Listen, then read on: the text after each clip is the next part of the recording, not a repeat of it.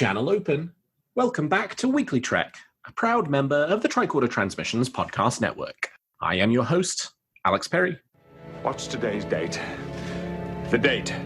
Today's show was recorded on June 12th, 2020, and is current through Star Trek Picard Season 1, so beware of spoilers. All right, let's get into the show.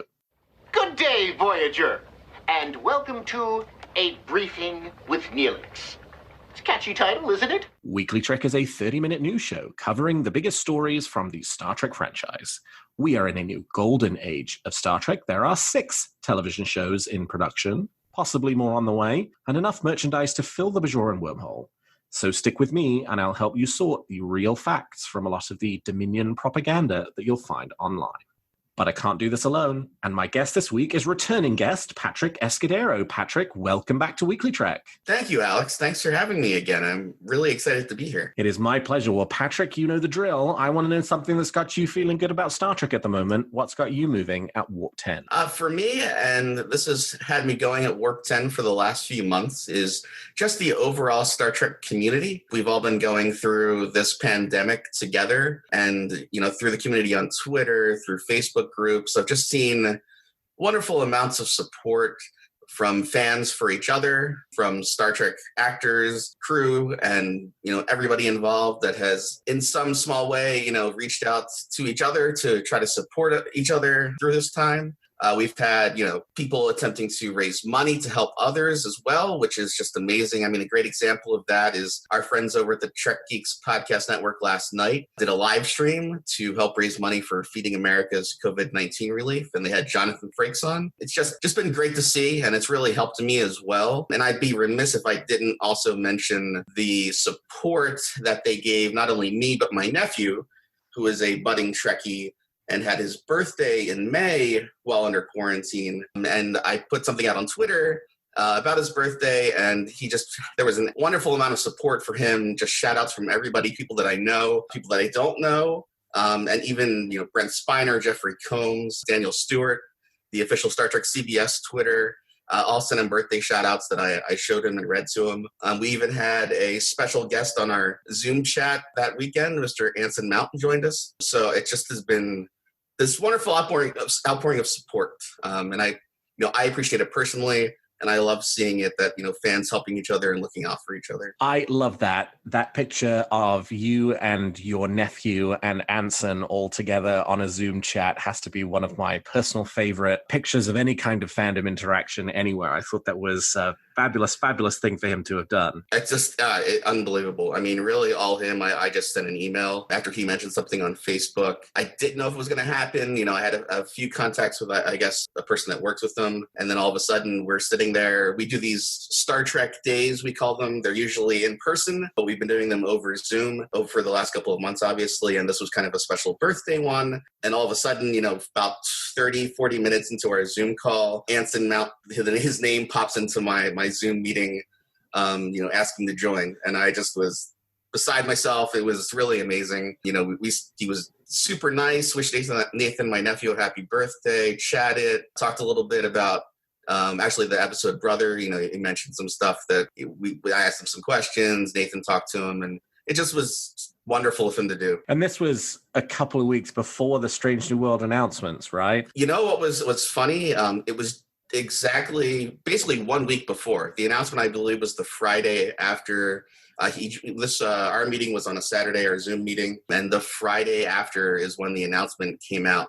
And I was thinking to myself that entire time, I held off on asking anything about Strange New Worlds. I really wanted to, but that's not what he was there for. It was just for my nephew and for his birthday. So, didn't really try to get into that as a, fanboy. And then all of a sudden the next Friday, I'm thinking, wow, he was probably on his own Zoom calls working with the crew and stuff, to get ready for it at the same time. So it's pretty amazing. Patrick, you could have got the scoop. You could have got him to admit he was doing it. I know. I was kicked myself a little bit for just not at least hinting at it. I sort of hinted at it. I did ask him a question on the call about projects he was working on that, were affected by the quarantine, and he mentioned some stuff, delayed and so on. But I really bit my tongue to not mention the potential of Strange New Worlds. Well, you and I are on the same wavelength because you already mentioned the thing that I'm feeling good about Star Trek this week, which is our good friends Bill and Dan at the Trek Geeks podcast network held a Feeding America fundraiser yesterday with special guest Jonathan Frakes. They had Jonathan for an interview for about an hour on YouTube. Very fun, very engaging. Frakes is just a fabulous, fabulous guest, and they raised almost $5,000 for Feeding America, which is great. It was not a you had to be there or you lose out kind of thing. It is archived on YouTube, so you can check it out anytime. It is a really fun conversation, and I recommend it. That was a lot of fun. All right, well, with that, let's turn to the week's top stories. There's a war going on, and I'm a reporter. So our big story this week is after months of radio silence, we now know about the future of Star Trek Las Vegas for 2020. And its future is this. Star Trek Las Vegas will not take place on August 5th to 9th this year at the Rio in Las Vegas. Instead, it will take place December 9th to 13th at the Caesars Forum Conference Center facility, the brand new conference facility that is being built in proximity to Caesars Palace Hotel in Las Vegas. Yes, we have both a new date and a new venue for the Star Trek Las Vegas convention. The first time the convention has moved since it debuted at the Rio in 2011 after a run of several years at the Las Vegas Hilton. So this will be its third venue in its history. Obviously, August is not a good time. We are still in the midst of the COVID-19 pandemic, but it seems like Creation feels like a December convention is a more viable option than an August convention. I mean, we'll wait and see. Obviously, it's still 6 months away. So in fact, as of recording, it is exactly 6 months away from now. So there's a lot of time and lots of things will change between now and then. I think I personally am in sort of cautious wait and see mode before making any decisions about whether to attend this year. I think I was almost certainly not planning to attend in August were it to take place on its August scheduled date after Rio. Very interesting about the change of venue also. The Rio, for anybody who's been to STLV, is a lovable dump. We loved it, but it was a dump and it was getting worse every year. And so very interested to see the change of venue. I'll be curious to see if that sticks. I would assume that it will, that this will be the venue for future years as well, but we don't know that for sure yet. Caesars Forum Conference Center facility is brand new. It is not actually connected to Caesars Palace. So Caesars Palace is not the hotel of the convention. The host hotel for the convention will actually be Harrah's Hotel, which as far as I can tell is directly linked to the new conference facility, which is also linked to the Link and the Flamingo. So I know that folks who have been getting hotel reservations for STLV in December have been spreading themselves around all three of those hotels. Should you rush to get your tickets? Well, as I said, I think my plan is to sort of take a cautious wait and see mode because, who knows what the pandemic situation will be in December, but the new venue is very exciting. I mean, it is a brand new facility, so it should have all the bells and whistles and, have access to 3 separate hotels and all the restaurants and eateries that go along with it. Patrick, how you feeling about this change in both date and venue for STLV? Well, it's interesting. And I, like you, was most likely not going to attend if it still took place in August at the Rio. And I think for a while now that date was very doomed. And obviously, as we've found out, it definitely was doomed. And I have to give kind of a positive shout out to both the CBS teams, the creation teams, in coordinating a move from one venue to another probably this quickly and having a date in December. It's not easy. I've assisted with some very small conferences in the past, and I am well aware that anything with any sort of conference of any size is just a hassle with tons of stress and headaches all over the place, whether it's related to hotels or the conference center itself or guests and speakers. It's definitely not an easy thing to do. So, bravo to them for pulling it off and, trying to have something far enough away that hopefully things will be safer, but, not rescheduling it all the way till next August, 2021. With that said, I'm a little apprehensive about the date. I'm like you, I'm very much in the wait and see category right now. As you know, and as I'm sure a lot of the listeners know, conventions are pretty much endless lines and close contact, whether you're in the vendor's room, whether you're getting a photo op or an autograph, even the panels, the chairs at the Rio are close enough together that they're actually linked and connected together so that they don't move very easily. So I was really hoping that with this announcement, they would have maybe added some specific information on what steps they're taking, because this pandemic, COVID-19 isn't just going to go away magically. There's still going to need to be precautions in place in December. I would have liked to see just some more specifics in terms of what they will be doing for guests, both maybe at the host hotel and at the convention itself. And Caesars, while being a much larger venue than the Rio, at least that's what it seems from the layouts that I've looked at, you're still going to be in very close contact with a lot of people. It's likely that it'll be a little bit smaller than the normal August convention. I'm guessing some of our favorite actors and creatives and other folks may not attend, at least this year. So that's one of the big reasons why I'm on the fence. Not only that, but December is a bit of a tough date, if you want to describe it as that. It's between two major American holidays. It's Thanksgiving, the end of November, and then you've got Christmas. A lot of people already have, vacations, time off of work pre-planned for that month of December. And it's close, it's just before the middle of December when it's taking place. So it's in that time frame when a lot of people aren't really able to take extra time off. A lot of people have that time allocated already. So I think it'll be a little bit of difficulty for people there, would be for me. But, I think that it's probably a good move for them, because any convention and having any sort of attendance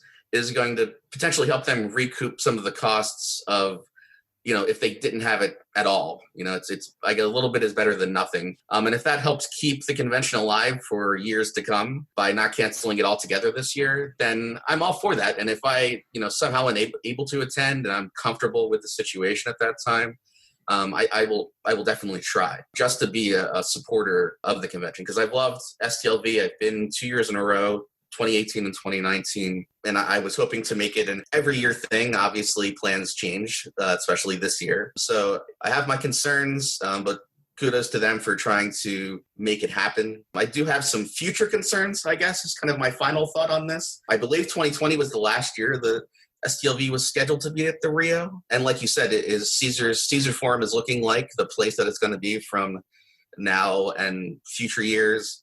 I'd like to, and they'll probably announce this when the convention happens in December. Is this definitely going to be the venue? It's a larger venue. I'm sure ticket prices won't change this year, but are there increased costs for them? And will that be passed down to us in future years as attendees in terms of maybe larger ticket prices? So, there's definitely concerns for the future, some concerns for this year. But again, if people want to go and people feel comfortable, then, great. Definitely go. Definitely support what they're doing so that in 2021, 2022 and beyond, we can still have STLV. Yeah, I think I am with you that in order for me to attend, Creation needs to do quite a bit more to demonstrate that they have a plan in place to the extent that they can ensure the safety of both the attendees and the celebrity guests that they have present, many of whom are in high-risk age categories. So far, most of the announced guests for August have reconfirmed their attendance in December, and that includes people like William Shatner, who turns 90 this year, who is going to be in close quarters with a lot of people. So, yeah, I think there is going to need a bit more information about that. And I agree with you. The date's not ideal, but I think they probably did the best that they could. Most conventions are in the process of either canceling or moving to new dates, and it's a bit of a rat race. I guess this date, it also overlaps with the start of Hanukkah. So for Jewish Star Trek fans, if they had Hanukkah plans already, they're almost certainly not going to be in Las Vegas. So yeah, it's interesting, and it's a huge shame that the first year in this new venue is one that's going to be so obviously affected by this pandemic. Even even if things are better by December, they're not going to be all the way back to normal. And attendance will certainly be impacted as a result, not just because of the particular dates that they chose, which is going to be more challenging than August for many fans. So, I mean, I guess, we'll wait and see, right? I think they've probably done the best they can to make the best of a bad situation, but that doesn't necessarily mean that people are going to change their plans, who had decided they would not be attending STLV this year, in which case, looking forward to 2021 to get a look at the new Caesars Forum conference facility and how that shakes out too. Yeah, and my apologies to our Jewish fans. I totally forgot about Hanukkah. I'm really sorry. But yeah, that makes it even more of an issue. I didn't even realize that it does overlap the start of Hanukkah. So it's a tough time for a lot of people. People are spending a lot of money around that time already, traveling already, not just taking time off, but, between all the holidays, especially Thanksgiving, which is right before you've got a lot of people traveling. So I think it makes it tough. But as you said, it probably was a rat race to find a date that would work. Caesars Forum is brand new, and I'm sure they've been affected by the pandemic as well. So they probably have a lot of conventions moving to later dates from maybe when they were going to open in the summer. So it might have been the best they could find, but it's probably a race against everybody else that's looking for those same dates. So, well, if you are missing your summer Star Trek convention fix, now that there will be no STLV in August, there has been an announcement this week for a new virtual Star Trek convention that will take place in July. The imaginatively named Virtual TrekCon will take place on July 22nd to the 27th. The Virtual TrekCon is brought to you by the Seventh Rule podcast, which is Deep Space Nine star Sirach Lofton, who played Jake Sisko, and also Ryan T. Husk. This will be a completely free online convention. It will be broadcast over YouTube, so very easy to get access to. Confirmed guests for the convention so far include Sirach Lofton, obviously, Doug Jones from Discovery, Nana Visitor, Armin Shimmerman, Alexander Siddig, Robert Beltran, Gary Graham, Nichelle Nichols, and a few more. They're promising panels, opportunities to interact with the celebrity guests, even sort of a virtual vendors hall. Looks like it'll be a lot of fun for getting just a small taste of the Star Trek convention experience from your own home, and you don't have to travel, and you don't have to stand in line either. Patrick, do you think this is one you'll make some time for? Definitely looking forward to this. I was a little surprised. They kind of came out of nowhere. Obviously, there's been a ton of virtual conventions going on, from small to large. Even this week, San Diego Comic-Con announced their Comic-Con at Home for, I believe, dates that almost overlap this one. So I think it's great. I love that there's already 20 guests confirmed. It's a wonderful lineup so far, and it sounds like there's going to be a lot of potential guest announcements in the next few weeks before it occurs.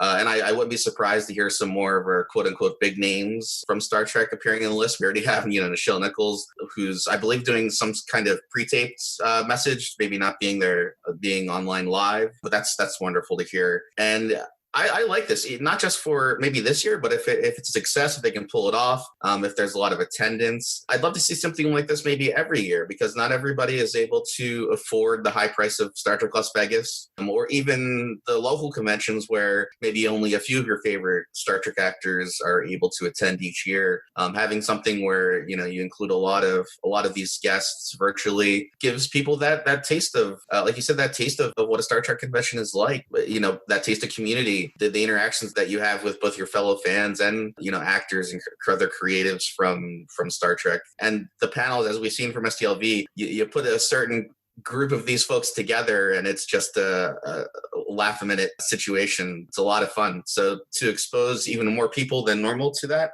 I think that's wonderful. And I hope they're able to pull it off. I hope it's great for everybody, and I definitely would love to see this. A little premature to say that, but definitely love to see something like this in years to come. Well, shifting from conventions to some of the upcoming Star Trek productions, very interesting thing about the untitled Star Trek Nickelodeon show. I wonder if it is untitled no longer. Well, we've not had an official announcement about the name for the, so far, untitled Nickelodeon Star Trek show, but in two major national newspapers over the last 2 months, the second of which was just this week, a name has been offered for the untitled Star Trek Nickelodeon show, which I'm looking forward to no longer referring to it by that name. So the Los Angeles Times this week did a story on studios who were expanding their existing franchises and intellectual property. And as part of that, obviously, you can't talk about tentpole franchises without talking about CBS and Star Trek, especially with so many Star Trek shows in production at the moment. And while running down the list of what was in production, the article refers to 2 animated series, Star Trek Lower Decks from Mike McMahon, which is expected this year, and also Star Trek Prodigy on Nickelodeon. Now, normally, it's not the kind of story we would run on WeeklyTrek. It is one offhand mention in one newspaper. But what's interesting about it is that the Wall Street Journal, a couple of months ago, also ran a story on the Star Trek franchise and on Alex Kurtzman, where they also referred to the Nickelodeon Star Trek show as Star Trek Prodigy. So this is now the second major national newspaper that has, while doing a story about the Star Trek franchise and talking about the shows in production, referred to the Nickelodeon show by the name Prodigy. Now, is it called Prodigy? Well, I mean, who knows? It certainly could be a working title, might be subject to change. It might also just be the name of the Nickelodeon show. But when the name was first published in the Wall Street Journal a few months ago, I saw it. I decided not to say anything because it didn't seem like it was official enough to make mention of it. But now that 2 separate appearances have been made in 2 separate newspapers, I do have to wonder out loud, is the Star Trek Nickelodeon show called Star Trek Prodigy? Patrick, obviously we don't know if that is the name, but if it were the name, do you like it? I do like it. And I think all signs point to yes, with that being the name. Besides the most recent LA Times article, I did go back and I saw the Wall Street Journal article. And if you go all the way back to May of 2019, when CBS registered some trademarks, Star Trek Prodigy was one of those. It kind of still falls under that realm of rumor and speculation, but it just seems to be super obvious at this point. If you have these major publications using it, their mainstream publications usually aren't the best at getting kind of the nitty-gritty sci-fi details correct about shows. So for them to come out and use that, which wasn't really widely known other than those of us that are crazy enough to pay attention to CBS trademarking, I have to believe that somebody at CBS for the article mentioned this to these folks for these articles or something along those lines. And the premise of the show from, I guess, the announcement previously was that it's about a group of teenagers that find a derelict Starfleet ship. So if you look at what the word prodigy means, usually means a young person that has exceptional qualities or abilities. Well, it takes some exceptional qualities or abilities to run a starship or to fix up a derelict starship. So that seems to run along with what the theme of the show is shaping up to be. So I think it makes sense. I like it. You know, I hope that they eventually confirm it. And I do have a final thought that I'll save for my predictions section related to this. But yeah, I like it. I think it's good. I personally think it's a little too on the nose. It's supposed to be a Star Trek show for kids. And calling it Prodigy just feels like you're calling it the Star Trek kids show in some ways. So it's maybe not my favorite title, but it certainly does seem like, you know, that's a title. As you say, these newspapers aren't running it if someone at CBS isn't telling them it. So somebody at CBS has given them a piece of paper with a list of shows on it that lists Star Trek Prodigy, or in interviews with Alex Kurtzman, that's what he's been referring it to. We don't know how or why this name keeps popping up, but certainly does indicate very strongly that at the very least, Prodigy is the current working title for the Nickelodeon show. But we'll see. Hopefully it's a show we will learn a bit more about. We know that they finished writing the 2 seasons that the show was picked up for and are moving into the animation phase for it. So fingers crossed we'll start to learn a little more about this show soon, because so far Patrick very capably and succinctly told us everything we currently know about the show itself. And our last story this week is actually less of a story and more of a bit of campaigning that one of our colleague news sites is doing on behalf of a beloved Star Trek actor in the name of reporting. So what do I mean by that? Well, if you've logged on to TrekMovie.com at all over the last few weeks, you will have seen a couple of stories about sort of raising questions about Star Trek Strange New Worlds and whether Jeffrey Combs, the eponymous Star Trek actor famous for Shran from Enterprise, Weyun from Deep Space Nine, Brunt from Deep Space Nine, could possibly be a good candidate for playing the character of Dr. Boyce, who appeared in the original Star Trek pilot, The Cage. This all started with a tweet from good Star Trek Twitter friend of ours at Andorian Soup, who put a picture of Boyce and Jeffrey Combs side by side and basically said, let's do this. TrekMovie.com then did a story about the tweet saying there was a lot of fan interest in it. They've done a couple more stories, which they're not really reporting. They're more like trying to raise the profile of this idea of Jeffrey Combs as Dr. Boyce. I think this is one area where they are using the ability to report on things that aren't really stories to kind of raise the profile of something, to maybe plant the idea in the mind of folks from Star Trek Productions, because we know that folks from CBS read TrekMovie, Trek Core, the big sort of fan sites. But I'm not opposed to that in this case.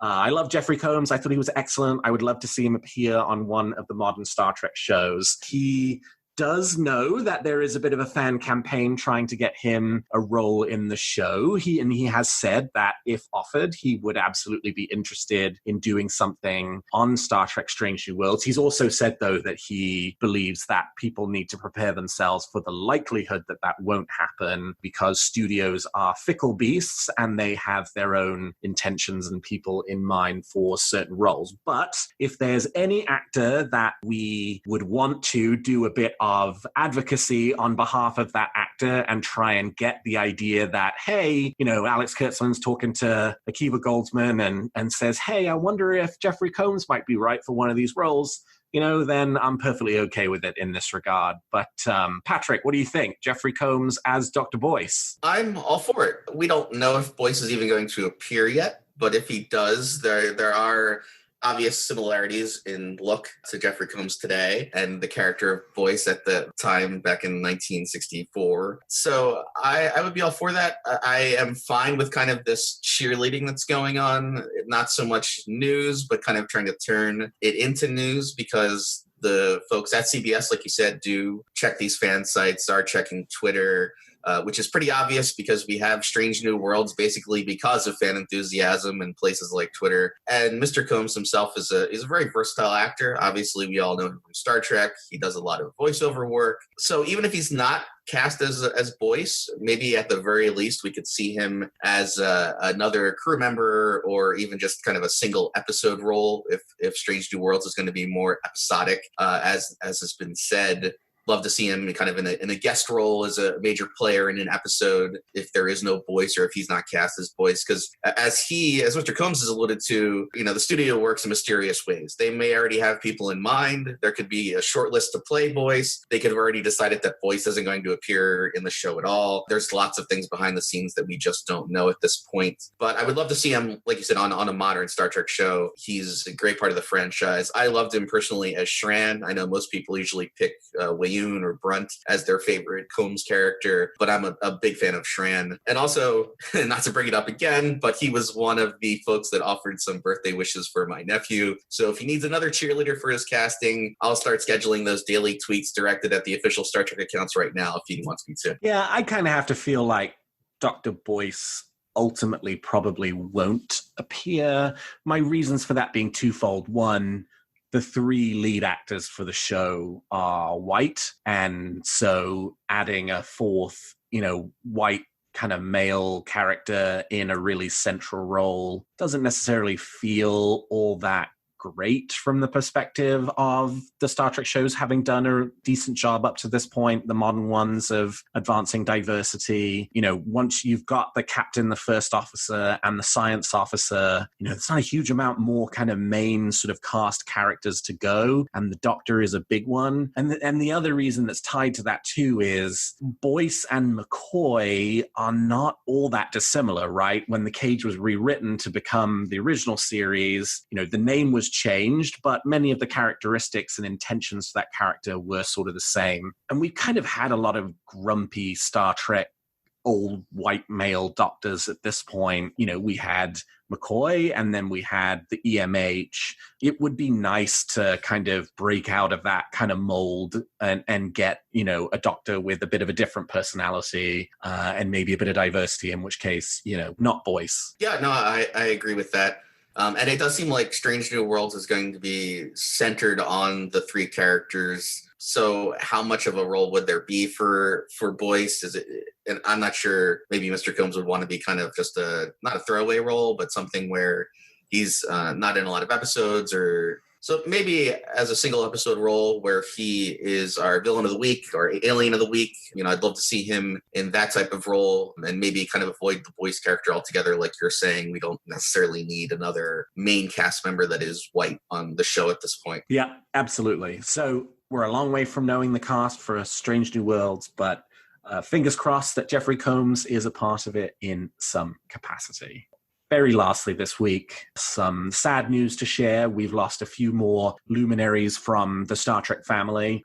In recent months, we've just learned that we lost John Winston, who played Lieutenant Kyle in the original series, who died in September of last year. Tiny Ron, who played Mayhardu, Grand Nagus Sek's companion in Star Trek Deep Space Nine. He also died late in 2019. And then in the past couple of weeks, we've also lost Richard Hurd, who played Admiral Paris in Star Trek Voyager. Our thoughts and prayers go out to their families. Yeah, absolutely. Wonderful folks from Trek. You know, obviously Richard Hurd is Admiral Paris, but more famous for Seinfeld as George Costanza's boss. You know, John Winston, Lieutenant Kyle, and then, you know, his appearance in Wrath of Khan as Commander Kyle. You know, just a long legacy, especially on TOS. And I remember Tiny Ron most from The Rocketeer, which I'm a big fan of that movie. He was great in that. With all those prosthetics, and definitely didn't look like himself, but was very intimidating back when I was, I guess, 10 or 11 years old at the time. So yeah, my condolences to their families. Wonderful folks.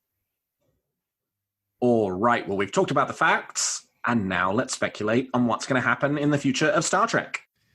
You make some very good points, Captain. But it's still all speculation and theory.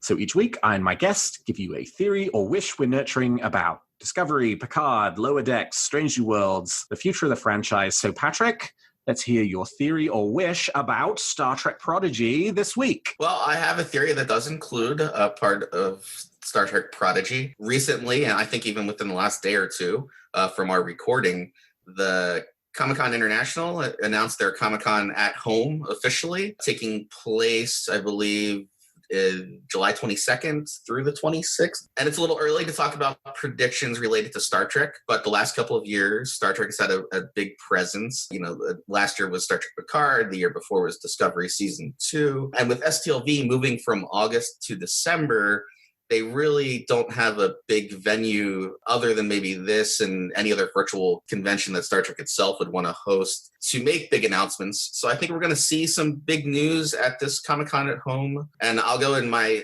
least likely to most likely order. First being least likely, but I think it'll happen. The official announcement of the name Star Trek Prodigy.